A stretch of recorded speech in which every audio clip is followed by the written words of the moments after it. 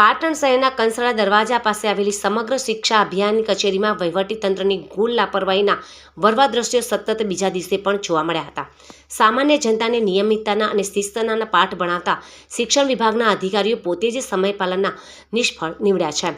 સવારના 10:45 વાગ્યા સુધી કચેરીમાં એક પણ જવાબદાર અધિકારી કે સરકારી બાબુ પોતાની ખુરશી પર હાજર ન હતા. જ્યારે જનતા પોતાના કામકાજ માટે કચેરીએ પહોંચી ત્યારે માત્ર પટાવાળાઓ જ ફરજ પર હાજર જોવા મળ્યા હતા. એવું લાગી રહ્યું હતું કે જાણે આખી ઓફિસનો કાર્યભાર પટાવાળાઓ જ સંભાળી રહ્યા હોય.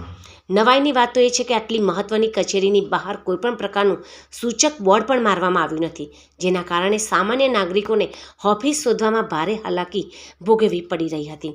એક તરફ રાજ્યમાં હજારો શિક્ષિત યુવાનો નોકરી માટે વલખા મારી રહ્યા છે, ત્યારે બીજી તરફ નિશ્ચિત અને ઊંચો પગાર મેળવતા સરકારી કર્મચારીઓની ગુલ્લીબાજી અને બેજવાબદાર નીતિને કારણે શિક્ષણ જગત અને સ્થાનિકોમાં ભારે રોષ જોવા મળી રહ્યો છે.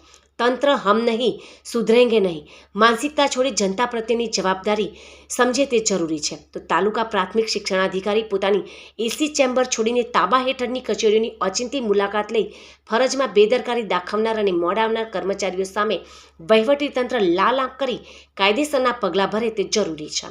હવે જોવાનું એ રહ્યું કે શિક્ષણ વિભાગના ઉચ્ચ અધિકારીઓ આ સતત ચાલતી લાપરવાહી સામે મૌન સેવે છે કે પછી કસૂરવાર બાબુઓ સામે કોઈ ઠોસ પગલાં ભરી દાખલો બેસાડે છે.